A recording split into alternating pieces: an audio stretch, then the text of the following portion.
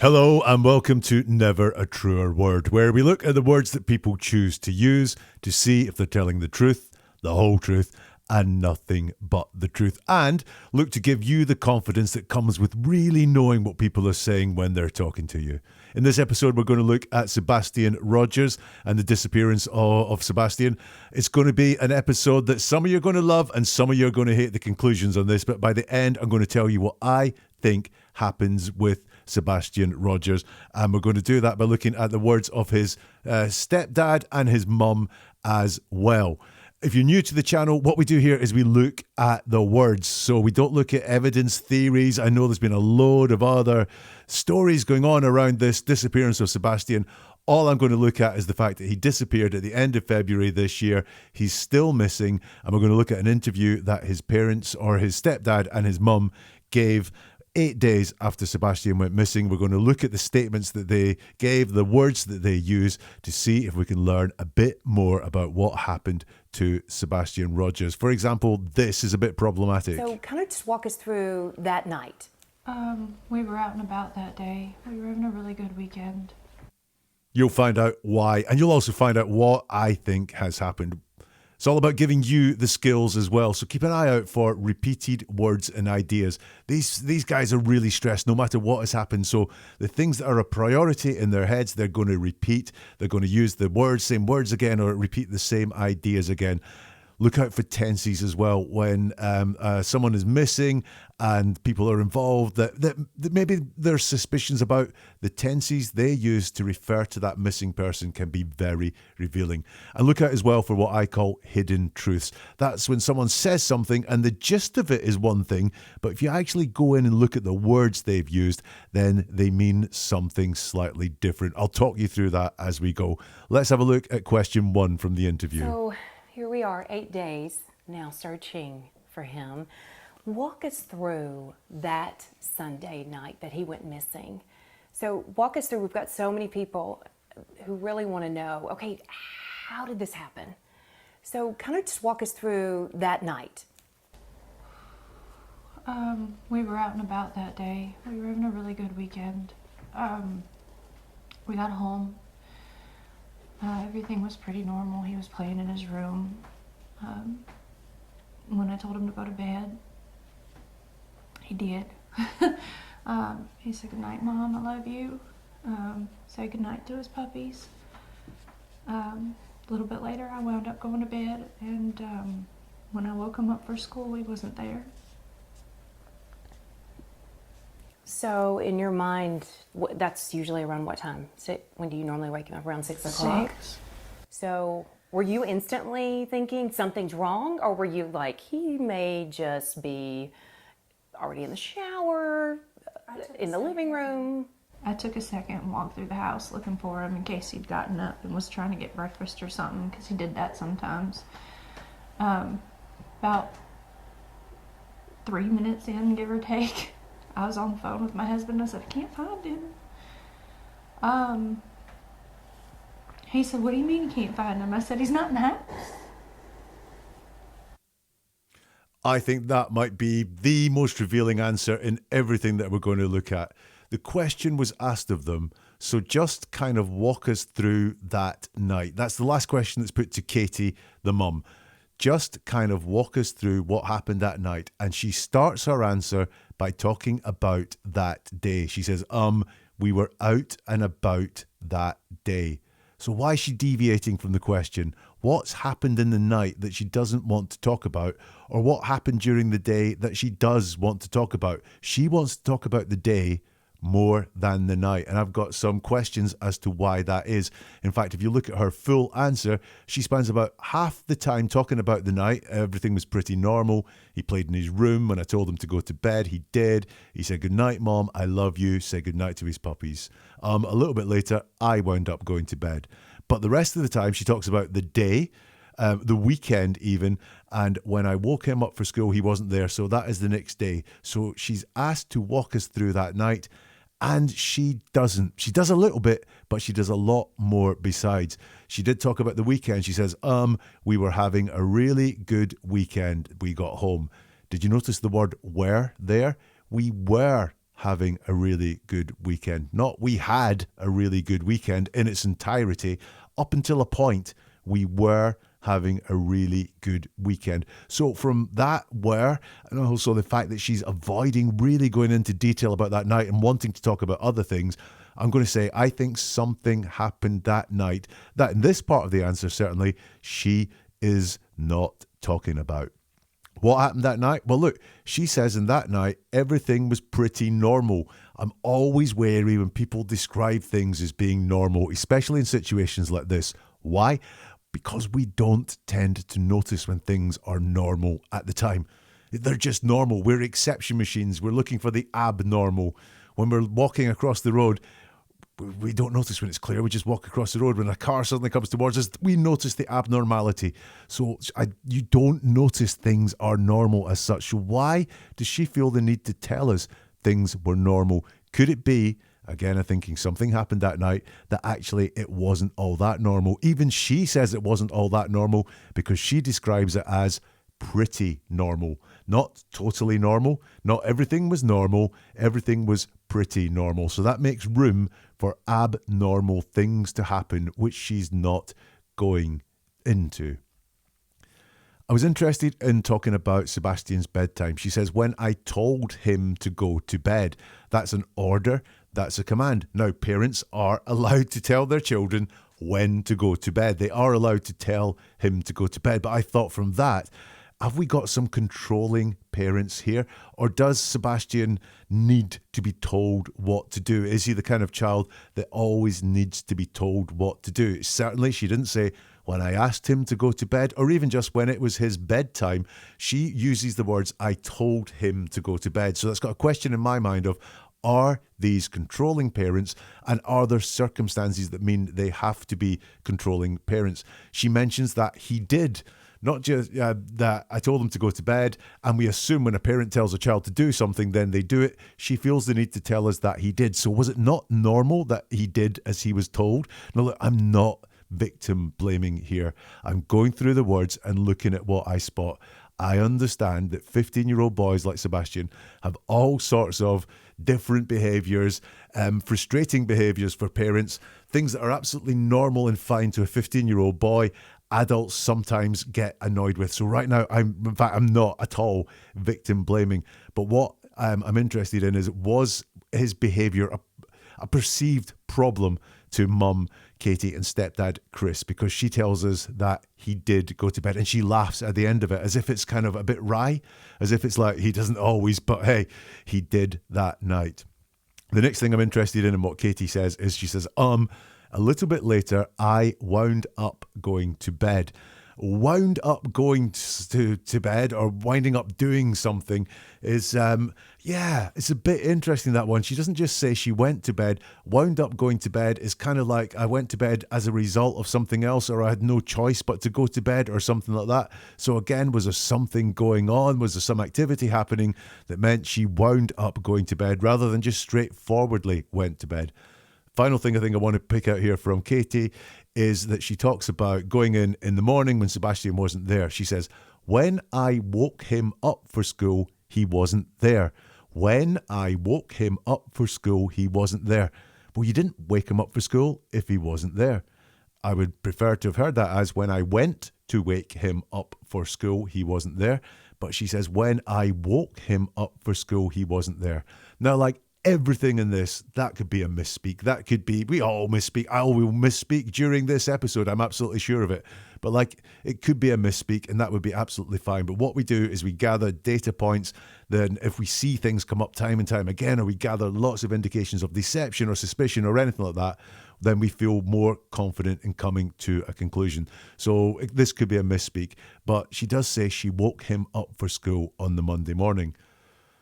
What happens next? Well, she's asked what time she normally wakes. She says around 6. She's asked, so you instantly think something's wrong, or were you like, just he may already be in the shower or in the living room? And Katie's reply is, I took a second walk through the house. Interesting, because she hasn't told us about the first walk through the house. She's asked what she instantly did, and she doesn't tell us what she instantly did. She tells us what she did after that, because this is that second walk through the house.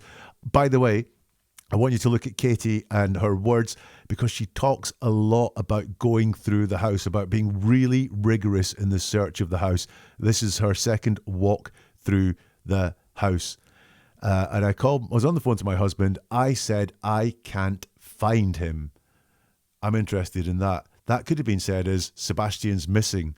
Sebastian's not here. Sebastian's not there. But instead it's I can't find him. So already missing, I feel, was on her mind when she said that. Let's have some more from the interview. And so at that point, is that when you call 911, or what's going through your mind? While we were on the phone, and I was like, is he on the other side of the bed? The normal places he may be in the house, and he wasn't. So I was like, okay, well, hold on a minute. And immediately after that, we called the sheriff's department and made the report. I ran all over the house, outside, inside. I looked in every closet. Within minutes, they were here. They responded within minutes, and here we go. We have a compound question from the interviewer there. That's two questions in one. So she says, so at that point, is that when you call 911, or what's going through your mind? So there's two questions there. Is that when you call 911, and what's going through your mind? Now, when someone's being deceptive, it's really, a compound question's dead easy for them, because they can deal with only the question that they're most comfortable answering, and ignore the other one that gives them a bit of stress or a bit of tension. But it makes the interviewer feel like they've answered fully if they only answer one part of a compound question. So he's asked two questions in this compound question. Is that when you call 911? What's going through your mind? And reassuringly, Chris answers both questions. He tells us what was going through his mind, which is Sebastian somewhere else in the house? Is he on the other side of the bed, the normal places he may be? And he also says, at that point, we called the sheriff's department. Now, I know calling the sheriff's department and calling 911 are not the same thing. We'll deal with that shortly. Chris says that his thoughts were, is he on the other side of the bed, the normal places he may be in the house? Now, the other side of the bed is a normal place to be in the house. I mean, I don't know quite what that means, but once more, normal places he may be in the house. I'm getting some other issues with Sebastian's behaviour. Does he act up first thing in the morning when it's time to go to school? I don't know, but the words these guys are using suggest to me that they have issues with Sebastian's behaviour, I think is the best way of saying it. That's not necessarily the same thing as Sebastian was a badly behaved child. But again, I'm getting that from the words of Chris this time, the stepdad. Chris says, I was like, okay, well, hold on a minute. And immediately after that, we called the sheriff's department. Hold on a minute is pause. Let's gather ourselves. Let's work out what's going on. And immediately is, boom, doing something right now. Contradictory terms there. I know hold on a minute can be used as in a hold on a minute, something's going on here, let's do something. But yeah, two very diametrically opposed thoughts in his sentence. Hold on a minute and immediately called the sheriff's department. I've noted, calling the sheriff's department is not the same as calling 911. He was asked, when did you call 911? And he says, we called the sheriff's department. And I know there are some theories out there that there may be reasons why he called the sheriff's department. I've seen two opposing theories, one of which is that some people know calling the sheriff's department direct means your call is not recorded like it would be in a 911 case. I also hear a story that he was out of town. Therefore, if he'd called 911, he would not have had local emergency response on the phone. And that's why he called the sheriff's department outright. Don't know why Katie didn't call 911, because she was actually there at the time.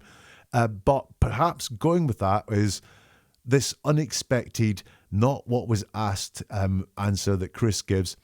He says, within minutes, they were here. They responded within minutes, which makes me think, is one of the reasons that the sheriff's department was called and not 911, to slow down the response, because Chris really has in his mind how fast the response was. We know Katie talking about going all over again, looked in every closet, and she says, I ran all over the house, outside, inside. And she mentions outside first in that list, outside and inside. That got me thinking, why was outside the first place you mentioned there? Did you know at that point that he was not inside the house. So outside was the first place you looked. Then you came inside, went all over the house, then looked in every closet. Notice that she's very descriptive of the search inside. I was looked in every closet. We got the walk through the house before as well. She's less descriptive of this search outside. I can't draw any conclusions from that. I just find it very interesting that while we're descriptive of looking in every closet, she's not descriptive of what it was that she was looking for or where she looked on the outside. So what's going through both of your minds? I mean, are we panicking? Is it this, oh, I think he's probably at a neighbor's house, or what are you thinking? My son doesn't run. He's not a runner. He's never run away before. I don't know why. I don't know why he walked out that door. I mean, he's a good kid. He's not a mischievous child by any means.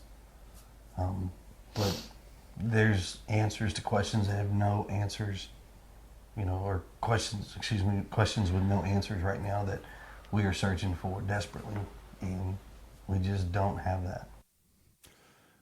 So there's more from Katie and Chris there. Once again, the question is, what are you thinking? And I'm always really interested in whether someone answers the question directly or whether, like the question about tell us about that night, do they go somewhere else? And Katie answers the question. What are you thinking? She says, I'm thinking my son doesn't run. He's not a runner. He's never run away before. So that's very directly answering the question, which is always an indication of honesty.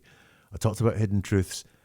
Katie, in that answer, says what happened to Sebastian in her head. At least he walked out the door. She says, I don't know why he walked out that door.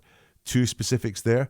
She knows walked is something that he did, and the other one is that door. Not out the door or climbed out a window, left. No, she says, I don't know why he walked out that door. That's a specific door that it seems to me from what she says there, she knows that Sebastian walked out of a specific door. I don't know why he walked out that door. Lots of indications of motion in Katie's answer here. My son doesn't run. He's not a runner. He's never run away before, and he walked out of that door. So there's a repeated concept. Did he run? Did he bolt away? Is that why runner and run are said there? Then she says walked. So is it just in her mind the motion of Sebastian walking out the door? Maybe he walked out the door and then started to run.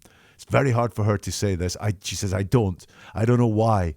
I don't know why he walked out the door. She has some difficulty building up to saying walked out that door. Look, Chris does a misspeak here. He says there's answers to questions that have no answers, or questions with no answers. I really like that from him because it says he's listening to what he says. So he's choosing his words carefully. And when he makes a mistake, he goes back and he corrects it. And look, if you're being interviewed by TV, especially if your child is missing or your stepchild is missing, you're probably going to be thinking about your answers very carefully as well. You're not going to want to make a fool of yourself. You maybe want to give away really important information that will help you find your child. You're very tense and stressed, and every chance you're going to be thinking carefully about what you're saying. And that shows that's what Chris is doing here. If you're thinking carefully about what you're saying, it just means what you're saying is important to you. It is not an indication of some sort of guilt or some sort of innocence. But there is things that come out in his language, these hidden truths that come out.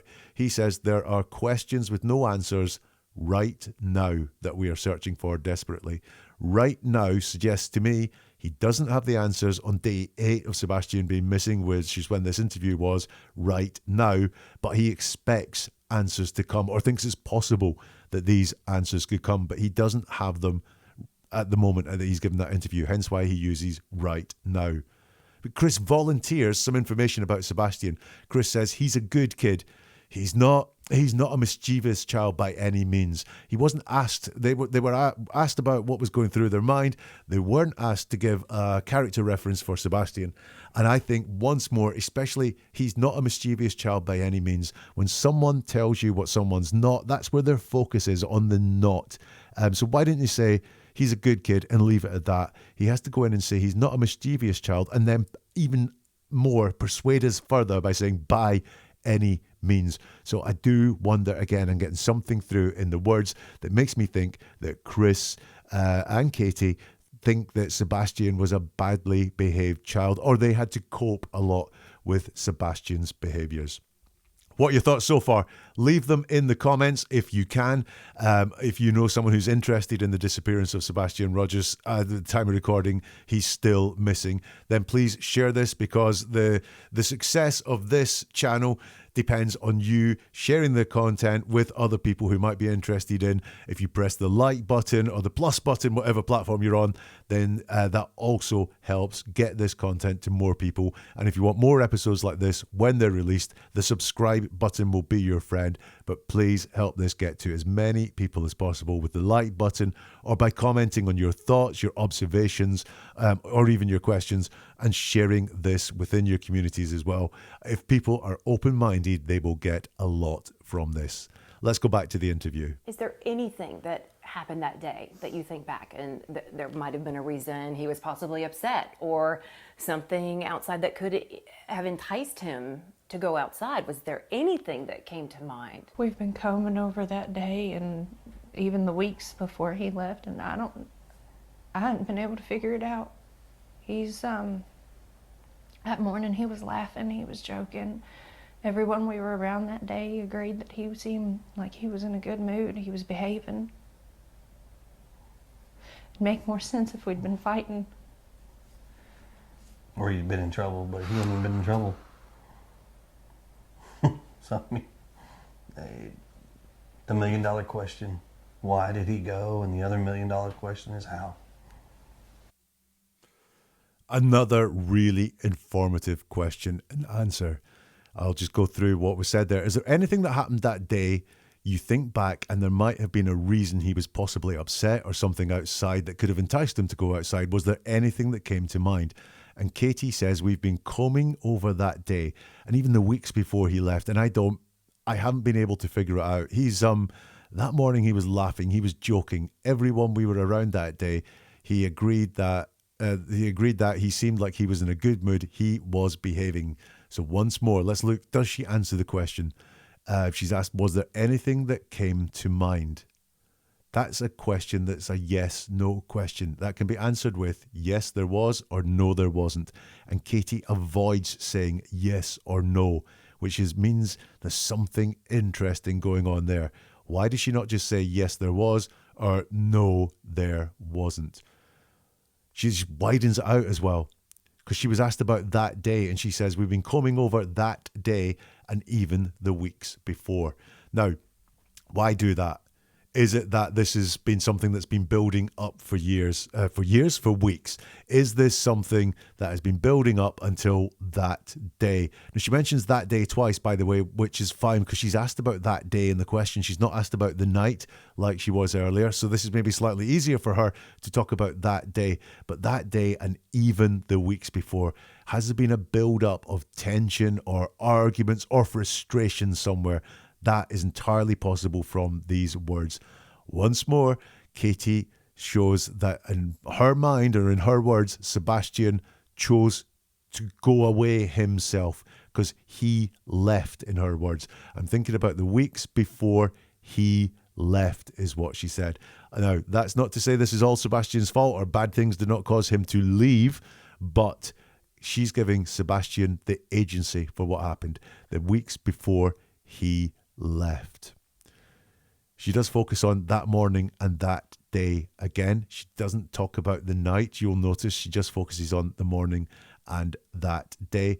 And then things slip out here. Everyone we were around that day agreed that he seemed like he was in a good mood. So Katie doesn't actually say he was in a good mood and he was behaving, just social proof. everyone we were around would agree that this was happening. Why did she not tell us what her experience is? Why does she have to tell us what everyone that they were around would say if we could ask them? And by the way, he seemed like he was in a good mood. It's not he was in a good mood. So we do have that morning, he was laughing, he was joking. But that day, it seemed like he was in a good mood. And once again, she says he was behaving. So I mention again of Sebastian's behavior. And we don't notice unusual things. So is it usual that he was misbehaving? Again, I think Sebastian's behavior really problematic to Katie and Chris. And I can't say strongly enough that I don't think this is a blame Sebastian thing. I think these two had some real problems with things that Sebastian did. Katie continues and says, make more sense if we've been fighting, Chris adds, or if he'd been in trouble. But he hasn't even been in trouble. So I mean, hey, the $1 million question, why did he go? And the other $1 million question is how? Chris tells us once more, trouble is on his mind. If he'd been in trouble, but he hasn't even been in trouble. Once again, we're focused on what didn't happen, which sometimes suggests that did happen or it's usual happening. He hasn't even been in trouble. So once more, I'm seeing this behavior, I'm seeing this trouble coming through in the relationship. And I'm sure you've spotted it right already. The $1 million question, why did he go? And the other $1 million question is how? Once more, it's there. Why did he go? So Chris as well is giving Sebastian the agency, saying it was Sebastian's, went of his own volition. He went. It wasn't someone took him. It wasn't that someone made him go. It's that Sebastian went. Why did he go? The other $1 million question is how, and this is the thing I'm sure you've noticed. If my child was missing, my $1 million question would be, where is he? How can I get to him? How can I get him back? Not why and how. These are things that maybe they do know, maybe they're hiding, but he has no focus at all, for some reason, on where Sebastian is. What about social media? Was there anything that, anyone he could have contacted? I understand he was somewhat of a gamer, or what was he? There was a video game he loved, right? Minecraft. He loves Minecraft. The game that he has is not online. He has the Switch.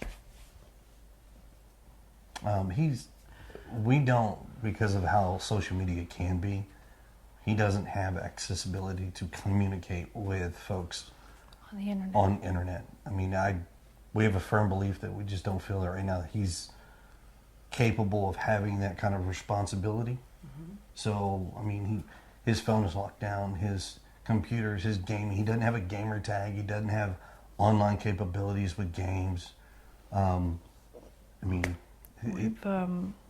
We've combed every electronic. I mean, we've cooperated with all the authorities as far as anything they've asked us to provide, we've provided, and still just don't have any answers. This answer has so much in it that reassures me about Chris and Katie, but also more worries from them in their words as well. Now, I don't think much of the interviewer, right? I think she's a bit all over the place. And look, she talks about Sebastian in the past tense as if he's dead. I understand he was somewhat of a gamer, or what was he? There was a video game he loved, right? So this interviewer has come in to talk to these two parents whose child is missing and talks about the child in the past tense, which is beyond crass, I'm afraid. Not a fan of this interviewer. So she asks in the past tense, I understand he was somewhat of a gamer. There was a video game he loved, right? So all past tense. Now look at Katie and Chris. They answer about Sebastian in the present tense, which is what you would expect talking about someone who is alive. Katie says Minecraft. He loves Minecraft. Not he loved Minecraft or he did love Minecraft. Present tense, he loves Minecraft. And Chris, he doesn't, present tense, does not have accessibility. He also says, we just don't feel right now. So again, present tense, not we didn't feel that he was capable of having that sort of responsibility. We just don't feel right now he's capable. He is capable. So this is all present tense. He doesn't have a gamer tag. Present tense. He doesn't have online capabilities. All of that present tense. In the question was put to them in the past tense, and without pushing back on it, they just naturally spoke about Sebastian in the present tense. What do I worry about then? Well, Chris goes to say something talking for himself and then stops and restarts and talks about him and Katie together. And it's about the restrictions that are put on Sebastian online and with gaming. Chris says, we have a firm belief that we just don't feel right now he's capable of having that responsibility. So I wonder if Chris is the disciplinarian and realised that he was about to make himself look like he's disciplinarian, like he's controlling. We have a firm belief, and softens it to say this is joint, this is parents together. I ain't so bad, this is parents together doing this.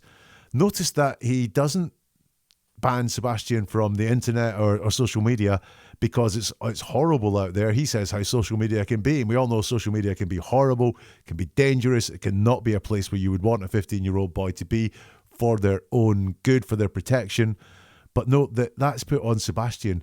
It's not that I'm keeping Sebastian away from social media and the internet because it's horrible. It's that Sebastian is not capable of having that kind of responsibility right now. So that's an interesting one. That's kind of doing Sebastian down rather than doing social media and the internet down. He also says we just don't feel right now he's capable of that kind of responsibility.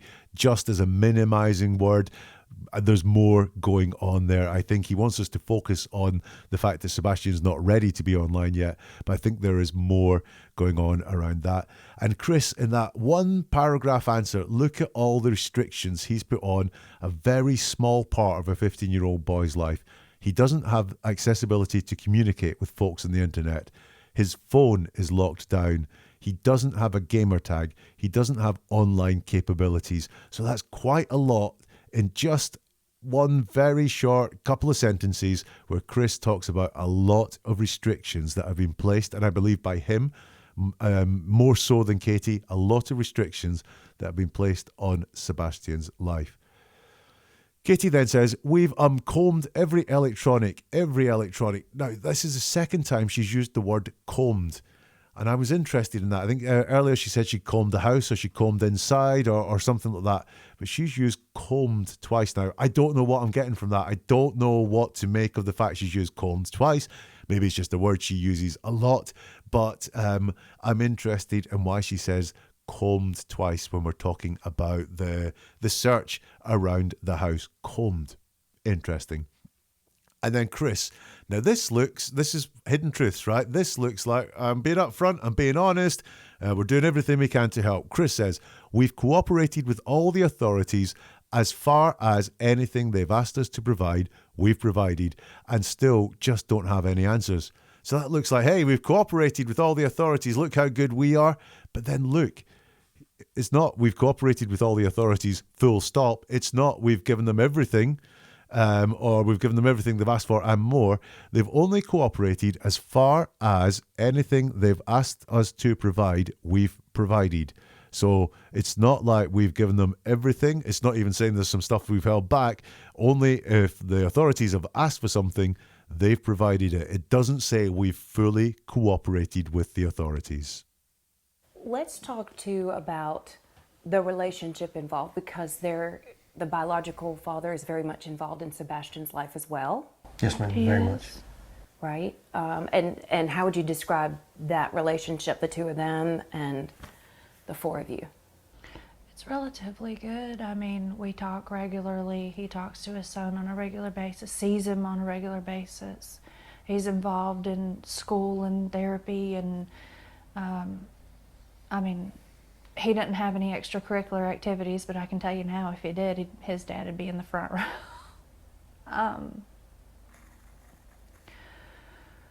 In two different households, and the communication between the three of us is great. I mean, yes, we're just like every parent. We all have our disagreements, but in the end, we come together as a team and we work and we come up with solutions that as we best see fit. I mean, I'm almost in contact with him almost daily. So, really interesting answer about Sebastian's biological father. Where we were asked that the biological father is very much involved in Sebastian's life as well. And straight away, Chris says, yes, ma'am, very much. And Katie says, he is. They're then asked, right, how would you describe that relationship, the two of them, the four of you? And actually, the way they describe it, yeah, it's great. We're talking all the time. Everything's brilliant when we do all this stuff together. But look at what they say. Katie says, it's relatively good, which means it's not always good. Or relatively compared to what? Compared to how it could be, compared to how it was. It's just relatively good. That doesn't mean it's brilliant. It's not great. It's not amazing. It's relatively good. And Chris, one of the first things he says is, we have our disagreements. So it comes out there, Katie, Chris, and the biological dad don't have the best of relationships.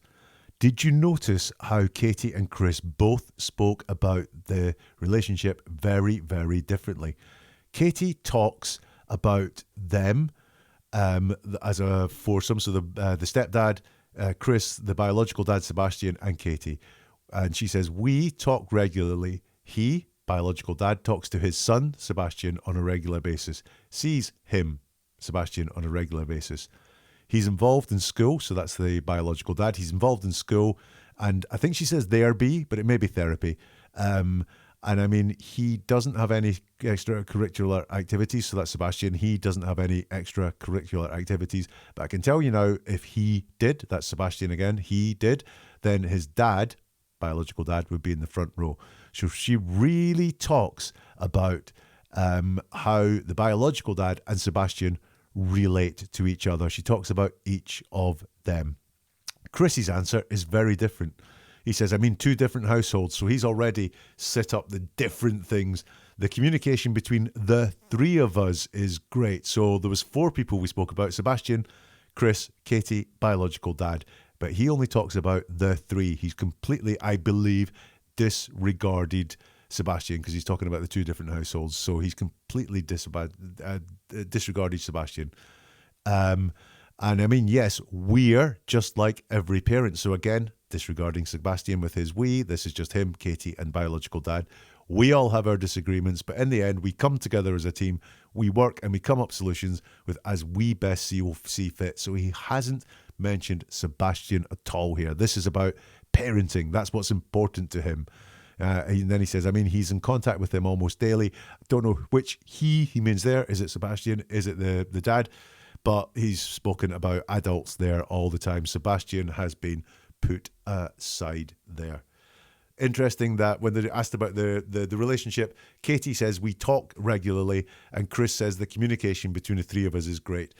The relationships are more than about talking regularly. I know people I talk about regularly that I don't talk to regularly. I don't have a great relationship with. I know people I'm in communication with that I don't have a great relationship with. So actually, they talk a lot and there are disagreements, but they don't really give a good sense of what the relationship is like. Don't talk about what they disagree on at all as well. Let's talk too, because he's highly functioning. I know you all have described him as having a form of autism. He does. But describe that to our viewers too, as far as his way of thinking of things and maybe how determined he was about certain things, or his mindset. He He's got a stubborn mindset. If he believes it's this, he gets on a one-man track and he is just on it, and he is all about it. but I mean, he's very smart. He's I mean, smart. he can play chess. He can beat adults in chess. Wow. So he's He loves playing games. So this is a question about Sebastian's autism. And the question is, I mean, again, I'm just not a fan of this woman, but autism has many, many forms. And she goes to how determined he was about certain things or his mindset, rather than just leaving it as an open question. Katie says and then Chris goes into him being stubborn. Now, The question was about being determined, so it was a slightly leading question. It wasn't tell us great things about autism. What great qualities does he have because he has this autism, like his curiosity or his creativeness. The interviewer just went on determined. So it was a very close question. Chris doesn't say determined, he says stubborn, which is a negative, a word with negative connotations. So I think that interesting again that Chris has gone to the negative qualities that Sebastian has, his behaviour, and now being stubborn. But we're asked about his autism. Do you feel that was a clear answer? He can play chess, he loves playing games, and he's stubborn and he's a one-man track. But does that really describe the autism to you? The bad things about it or the good things about it? We get he's stubborn and he can play chess. It's almost a very stereotypical description of autism, that there is some stubbornness or determination there. Some might call it ambition. Some might call it drive. Some might call it passion. And he's smart. He can play chess. But I don't feel that's a clear answer that really explains Sebastian's autism. Something else I feel that has been kept from us by Chris and Katie. If Sebastian was able to watch this, and maybe he's watching this as it airs, and if he is, what do you want to say to Sebastian? What do you want him to hear from you right now? Oh gosh, that we love you so much and we want you to come home and you're not in trouble.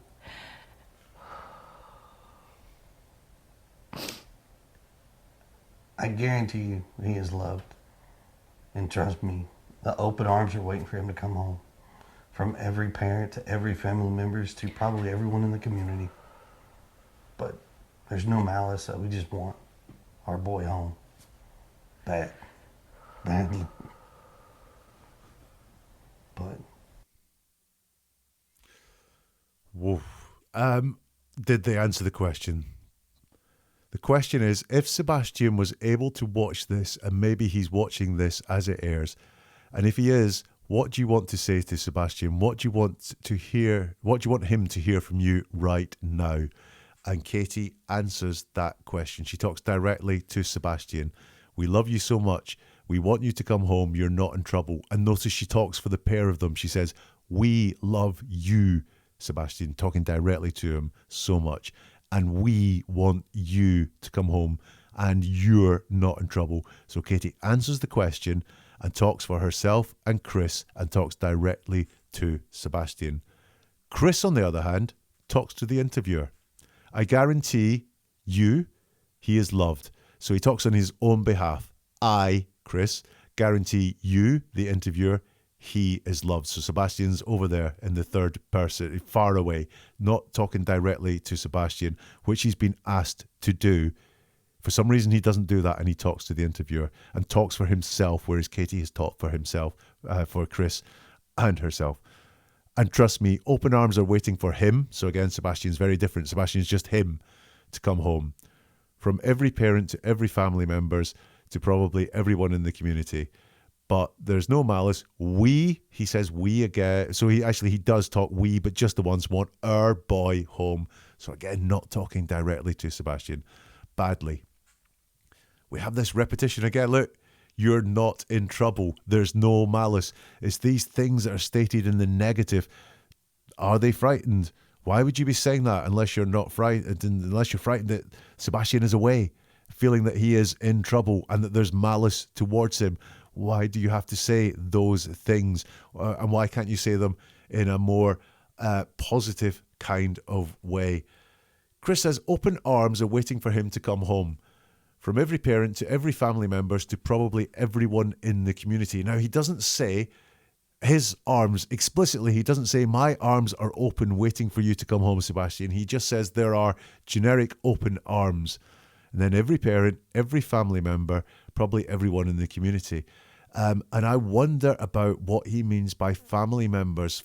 Family members have come up before as we've been looking at the words. And there was another little excerpt at the very start of the interview, which we didn't play, where they talked about family members as well. Have a listen to this. He's going to walk through that door. And the street will be flooded again with family and relatives all waiting to hug and love him. And That boy's gonna have more friends than he knows what to do with when he comes home. I get they are Sebastian's family, but he talks about family again waiting for Sebastian to come, not him. Why is that? Anyway, that's the analysis of Chris and Katie. What are my conclusions? From what I've heard there, something happened the night Sebastian went missing inside that house. It was that evening something happened that caused his disappearance, that caused him to leave the house. I don't know what it was, but something happened from the words, from the way they skirt around it, and from the way they talk about it. And whatever happened, that was what caused Sebastian to leave. And I don't know whether he did walk out the house or was pushed out the house, but it was Sebastian that left rather than, someone taking him away somewhere, I believe. Was it related to Sebastian's behaviour? Did they just get tired of what they perceived as his bad behaviour, or was his behaviour causing them tension or stress? I mean, we saw quite a bit of control in Chris, a little bit in Katie as well, quite a bit of authoritarianism. So I think, was he going against them, or was he doing things that didn't make them happy? Is that what caused some sort of row, some sort of fight that was this incident? Are the wider family involved in what happened? I don't know, but I do have that sense of wider family. But I think most importantly, from just that interview, and I know there's a whole lot more happen, I don't see signs of guilty knowledge beyond hiding what happened that night. Maybe they've been asked to by law enforcement, I don't know. Maybe they're ashamed of what they did and out of embarrassment they don't want to talk about it. I don't see signs of guilty knowledge. Look at them talking about Sebastian in the present tense. Look at Katie talking directly to Sebastian as well. All those are all reassuring signs. I didn't see any signs of guilty knowledge from them. So some things to help you. Remember, repeated words or ideas. Just like we saw the repetition of behaviour, trouble, malice in there, I think that gives us a sense of what was going on inside that family. When people are missing, tenses can be really important. And that hidden truth. We had a relatively good relationship. He seemed to be well behaved. All those things, those words will reveal the truth of what is going on. You are the marketing for Never a Truer Word. So if you can share this with anyone that's interested in missing people in general, may learn a lot from this, or the Sebastian Rogers case, that would be brilliant. I'm always interested in your comments, your observations, any questions you have as well. You can get in touch on social media. The links are in the show description or in the comments here. And a like is a little thing to press, but goes a long way in spreading the word about Never a Truer Word. And the subscribe or follow buttons mean you'll get more episodes from this as soon as they arrive. And we'll see you again soon for something else from Never a Truer Word.